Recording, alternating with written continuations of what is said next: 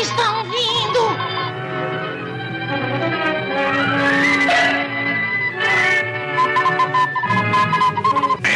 Extra, chamando o Super-Homem e todos os navios do mar. Preparem-se para um ataque de Marte. Os últimos boletins indicam que uma invasão em grande escala está para se realizar. Corram para os abrigos e tomem todas as precauções de emergência. Os marcianos estão se aproximando rapidamente da Terra em espaçonaves. Os homens de Marte nunca foram vistos antes e poderão ser perigosos. Preparem-se para se defender contra o ataque.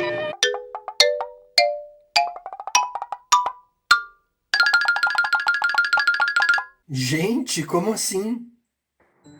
Fala pessoal, sejam bem-vindos a mais um episódio do Realejo Te Conta. E é nesse clima de invasão alienígena, até com luz verde hoje, que a gente começa a contar mais uma história pra vocês. Fala aí, Aline, qual é a história que a gente vai apresentar pro pessoal hoje? Bom, todo mundo deve lembrar ou deve conhecer o dia que a Terra foi invadida pelos alienígenas. Peraí, a Terra foi invadida pelos alienígenas? Sim, foi. Foi no dia 30 de outubro de 1938 que a programação da rádio CBS foi interrompida para dar essa notícia da invasão dos alienígenas.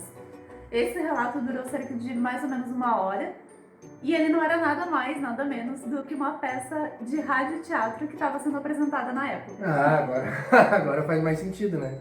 Tá, mas peraí, conta melhor essa história pra gente. Eu já tinha mais ou menos ouvido falar disso assim, mas eu nunca me aprofundei na história. Tenho certeza que um monte de gente nunca nem tinha ouvido falar dessa tal peça radiofônica aí. Sim, na época era apresentado o programa de rádio Mercury Theatre on the Air, que é do Orson Welles. Ele era o responsável pelo programa, ele que dirigia o programa, e esse programa ele já estava acontecendo há um certo tempo, tanto é que já tinham sido feitas outras peças, como Drácula, Volta ao Mundo em 80 Dias. Eram peças clássicas que eles adaptavam para rádio-teatro, mas nenhuma delas fez tanto sucesso quanto Guerra dos Mundos, que foi transmitida naquele dia. Ah, então essa foi a peça do dia. Sim. Eram peças que aconteciam, acho que já estava tendo uns 3, 4 meses que estava rolando esse programa. E aí eles decidiram fazer a adaptação dessa peça específica. Só pra gente trazer essa referência de Guerra dos Mundos, ele é um texto clássico escrito por Herbert George Wells em 1898. Só que a história se passa em Londres. Então a história começa com a vista de explosões em Marte. E aí objetos cilíndricos começam a cair na Terra, de onde saem os marcianos. E começa a ter essa invasão alienígena e ocorre uma fuga em massa. Então eles se basearam nessa história para fazer essa transmissão em 1938, que foi essa transmissão feita pela rádio CBS. Então eles se basearam nessa história, só que eles adaptaram para os Estados Unidos. Elas passavam em Nova Jersey e em Grover's Mill. Então eles trouxeram para o presente daquela época e transmitiram isso em forma de noticiário.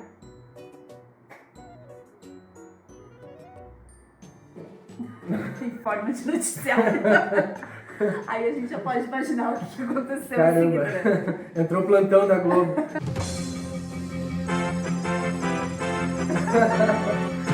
Só pra gente citar então quem foram os responsáveis por toda essa façanha, foi Orson Welles. Com certeza vocês já ouviram o nome dele em algum lugar, no filme Cidadão Kane, por exemplo. Premiadíssimo. Então, exatamente. Na época ele era o responsável pelo programa, ele dirigiu e atuou a transmissão. Quem também atuou foi o Howard Koch, que também vocês já devem ter ouvido falar dele. Vai aparecer o nome aqui embaixo também. Isso, ele foi responsável pelo roteiro de Casablanca. E além deles dois, o Paul Stewart também. O Paul Stewart e o Howard Koch foram os responsáveis pela adaptação do roteiro da transmissão.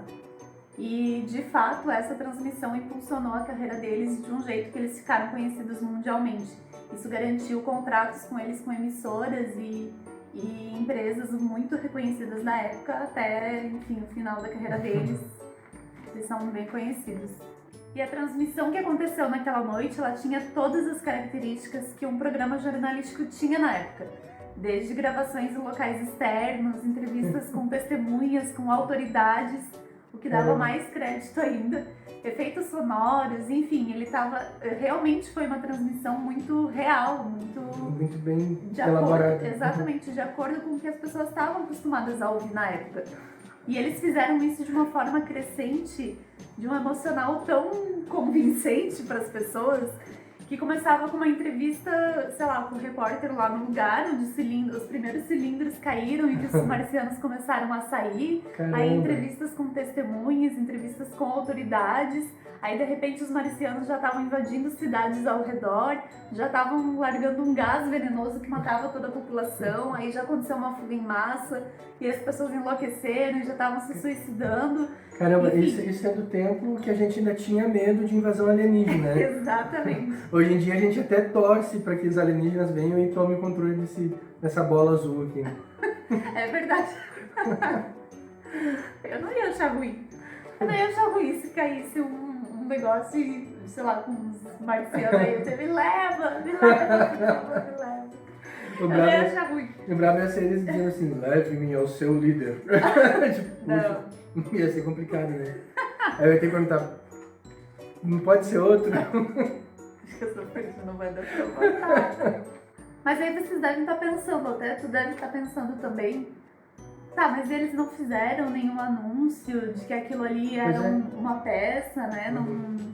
Antes de começar, eles não anunciaram que ia ter uma peça radiofônica? Então, até porque já era um programa que já vinha acontecendo com uma certa frequência, né?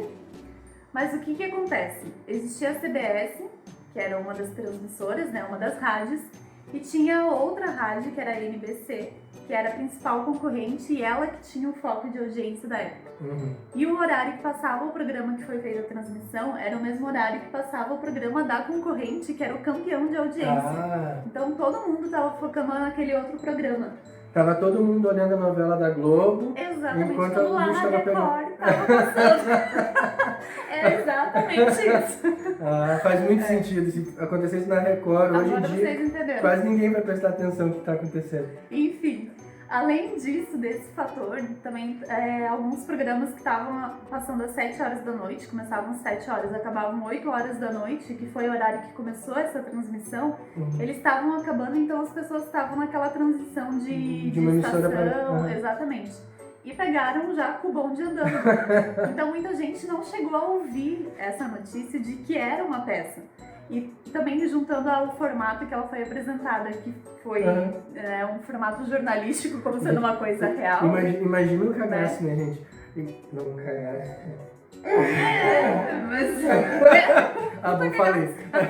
Imagina o susto, né? Tirei as crianças da sala. Imagine o susto, tu tá lá zapeando, trocando de canal ou mudando o dial do rádio, nesse caso, né?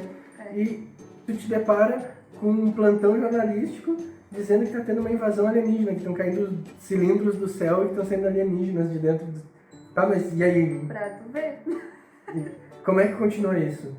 O resultado de tudo isso, então, foi uma repercussão enorme. Primeiro que todas as linhas telefônicas ficaram congestionadas, tanto da rádio quanto da polícia, enfim. Foi um congestionamento de linha telefônica, foi aglomerados nas ruas, foi gente reclamando, gente enviando carta, gente sem saber o que fazer, sem saber o que estava acontecendo realmente, né? Tanto é que nos dias seguintes saiu matérias impressas, né, em jornais impressos, falando sobre o ocorrido daquela noite. Mas houve os jornais impressos, quando eles fizeram essas publicações, eles colocaram a rádio como sendo uma vilã da história. Olha só. Por ter repercutido Espalhado uma o notícia. pânico, né? De certa forma, uma notícia falsa, né? Sim. Não era uma notícia falsa, mas era uma notícia falsa. Mas assim, eles não estavam emitindo uma notícia falsa, né? Quando eles iniciaram o trabalho, Eles estavam falando uma coisa que era real, não era? Eles estavam falando, na verdade, uma peça radiofônica. Eles estavam apresentando uma peça radiofônica. Exatamente. Eles não tiveram a total intenção de disseminar esse pânico, assim, na real, né? Porque quem estava acompanhando a rádio minutos antes de começar, e quando começou, escutou que ia começar uma peça radiofônica, né? Então eles não tinham o intuito de causar isso. Mas talvez foi até uma forma de os jornais quererem dar um cutucão nas rádios mesmo, porque quem eram os principais responsáveis por transmitir informação naquela época eram as rádios. Né? Principalmente se a gente for ver nas áreas rurais, a principal fonte de informação eram as rádios. Os jornais escritos não circulavam tanto naquela época. E até hoje em dia, ainda o meio mais democrático de comunicação continua sendo rádio, Exatamente. né? Que tu pega em qualquer lugar, sempre tem alguma rádio disponível, né? Tu não precisa ter um celular, tu não precisa ter conexão com a internet, né? E o rádio, além de tudo, ainda acabou migrando para esses meios de internet, né? Sim. Então ainda continua sendo ainda mais democrático. Exatamente. Pois é, e como se não bastasse toda essa repercussão que os jornais escritos deram na época, teve também processos judiciais. Ah, meu Deus. Tanto de ouvintes, enfim, teve vários processos judiciais sobre a rádio, mas nenhum deles, não tem relato de nenhum deles que tenha sido bem sucedido. Sim, não tem porquê, né? Exatamente, mas teve um governador que tentou fazer uma lei com que as transmissões de rádio fossem mais, como é que eu posso dizer, não vigiadas, mas mais controladas. Controladas, Né? Exatamente. Que houvesse esse controle sobre o que ia ser transmitido, né? Mesmo assim não teria feito diferença nenhuma, na real. Porque mesmo que o governo soubesse que eles iam transmitir, nem todo mundo ia ter a informação de que aquilo ia ser transmitido, sabe? Né? Então, assim, meio que neurose, não tinha como impedir isso, né? Aconteceu porque na época as pessoas tinham uma outra mentalidade, né? Como eu disse antes, eles ainda tinham medo de invasão alienígena, eles não torciam pela invasão alienígena, né? Ou um meteoro. Também. Mas, por mais que teve todos esses números, todo esse pânico, enfim, existem as controvérsias de que nem tantas pessoas assim foram atingidas de fato pela transmissão. A CBS informa que são cerca de 6 milhões de pessoas que tiveram acesso àquela transmissão naquela noite. Mas... 6 milhões de pessoas. Exatamente. Mas existe um programa de pesquisa na época, né? Existia um programa de pesquisa, era um serviço de pesquisa de transmissão, serviço de comunicação de transmissão, isso, que fala que foi muito menor o número de pessoas que de fato estavam ouvindo aquela transmissão. Eles fizeram uma pesquisa, ligaram para 5 mil famílias. Na verdade, eu acho estranha essa comparação, né? Porque a rádio fala de 6 milhões de pessoas. Mas eles entraram só em contato com 5 mil famílias, porque é um número muito menor, né? E desses 5 mil, 2% estavam ouvindo a transmissão. Então, se a gente for fazer uma comparação, é uma diferença gigantesca, né? Teria que ver quanto que representa 2% dessa região onde tinha abrangência a rádio, né? Aí a gente pode mais ou menos saber quantas pessoas assistiram. Isso é só para cálculo, assim, mas não é uma estimativa, né? Exatamente. Sim, e também a gente precisa levar em consideração o contexto histórico da época, né? Independente de números, independente de as pessoas terem ou não acreditado, porque teve aquelas pessoas que ouviram a programação, mas perceberam logo em seguida que era realmente, né, uma peça, que não era a realidade que estava acontecendo, principalmente os que moravam no lugar, né? Sim, New Jersey, né? A menos que eles tenham sido planificados assim, sabe? Esperando cair. Mas a gente tem que levar isso em consideração, né? O primeiro fato de que a principal fonte de transmissão de notícias era a rádio. Então, até tu ter a confirmação do que estava acontecendo num lugar distante, demorava. O contexto histórico da época que os Estados Unidos tinha acabado de passar pela Depressão de 1929. A Segunda Guerra já ali também, né? Então, a gente tem que levar isso em consideração, porque as pessoas elas estavam psicológica e emocionalmente abaladas. Não, e tinha boatos até de que os alienígenas eles eram aliados do Hitler, né? Ah, tinha esse boato também, exatamente. Você já escutei. Sim, tinha sim. Então, juntando tudo isso e mais essa ideia genial de transmitir isso como uma notícia real, aí pensa o que vai acontecer. Até hoje as pessoas ficam acreditando em coisa que não é verdade. Naquela época, então, né? Imagina, a paranoia, mais uma mentira convincente ou uma encenação convincente, é um prato cheio pra loucura, exatamente. Né? Para acontecer 2 toques, né? Para as pessoas acreditarem e espalharem essa notícia. Mesmo que seja, né, que não seja um número tão alto como se imagina que foi, como algumas fontes foram divulgando, mas pode ter acontecido sim, de um grande número de até pessoas. pela potência da rádio, que não era uma rádio pequena, né? Não, ela não era a principal da época, né? Mas também não era uma rádio pequena. Alguma repercussão deu, né? Sim. Até pelo fato de a gente estar falando sobre isso aqui hoje, né? E seja independente se a verdade é o que a rádio fala ou o que o jornal escrito fala, Mas por mais que não tenha de fato afetado tanta gente, mais estourou, a explosão aconteceu. Sim, né? teve repercussão, Tornou né? famoso, exatamente, teve repercussão. E como vocês viram, então foi um evento que realmente bombou. Tanto é que existe comemoração de aniversário dele. Só pra gente citar, assim, um exemplo, na comemoração de 75 anos, teve um evento bem grande, onde teve a transmissão de filmes, de documentários sobre a transmissão e filmes também baseados na obra, né, do Guerra dos Mundos, que a gente sabe que teve várias adaptações. Teve dramatização de cartas que na época os ouvintes enviavam para a rádio, teve reencenações do programa. Isso que eu queria te perguntar mesmo, né? Eu não sabia se tu tinha chego até aí a tua pesquisa, mas teve outras encenações, fizeram isso de novo? Teve outras encenações sim nos anos seguintes. Aí só pra gente citar algumas então que são mais conhecidas, em 1944, em Santiago, no Chile, teve uma, que inclusive mobilizou várias tropas de infantaria, teve um... Aí funcionou, pegou? Teve.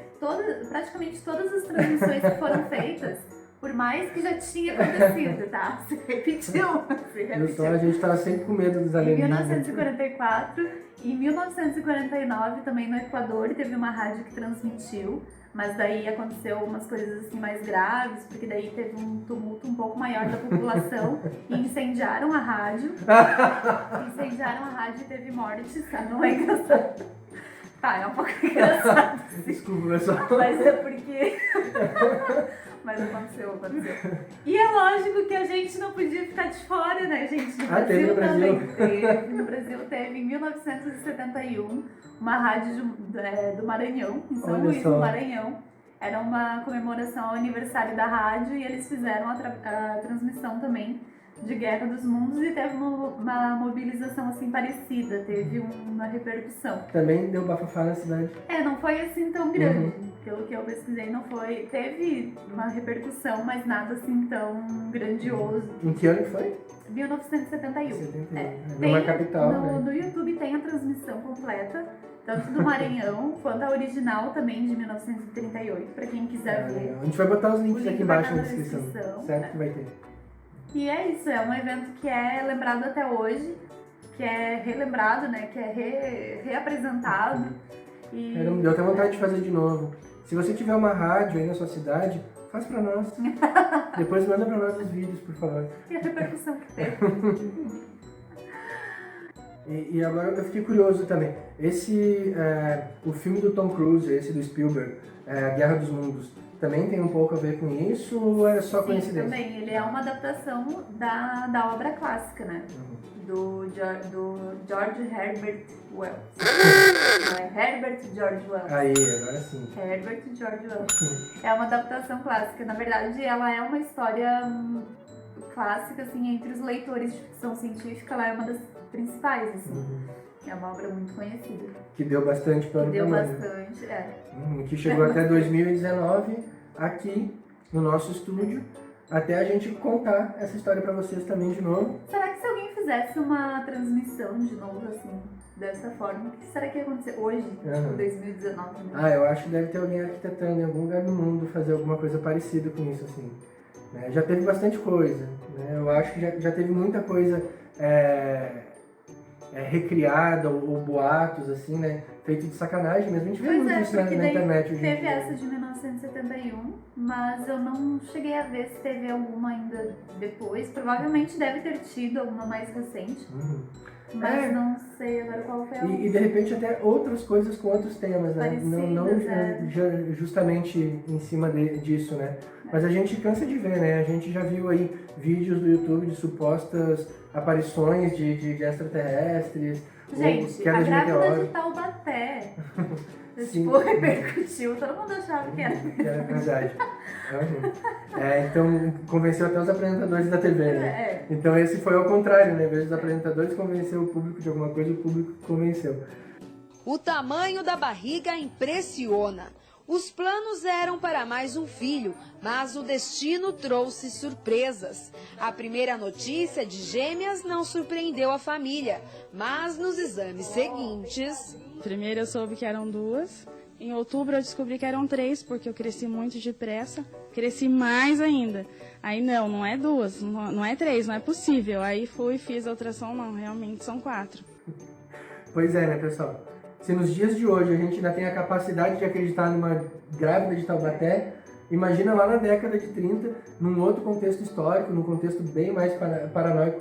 Não sei se bem mais paranoico, mas com uma outra paranoia, né? Outra carga emocional, né? Sim, e as pessoas ainda pegando o bonde andando, né?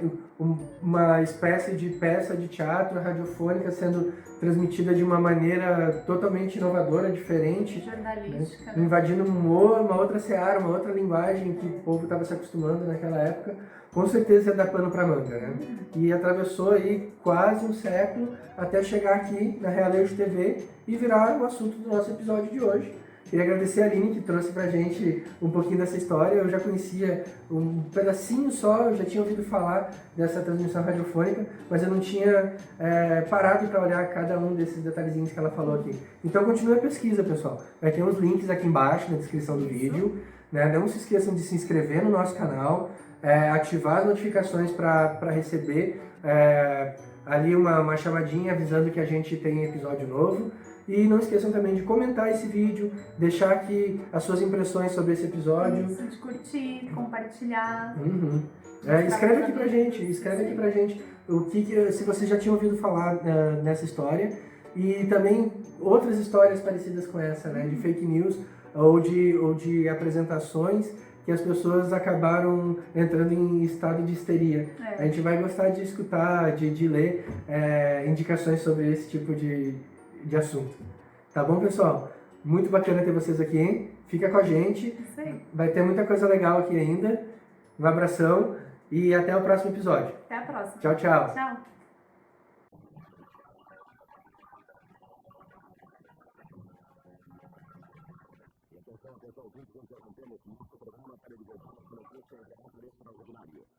Às 5 horas de hoje, hora de Brasília, o professor Farrell, do Observatório de Monte Palomar, informou ter observado várias explosões de gás incandescente em intervalos regulares sobre a superfície do planeta Marte.